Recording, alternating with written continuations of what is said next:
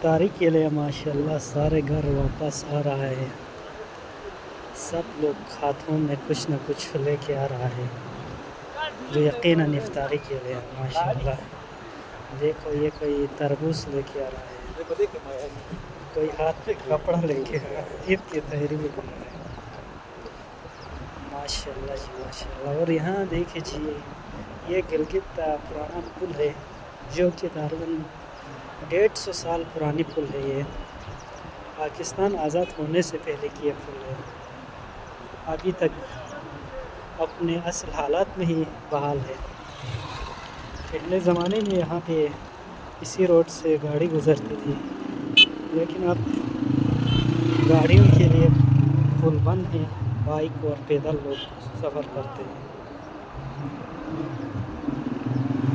ماشاءاللہ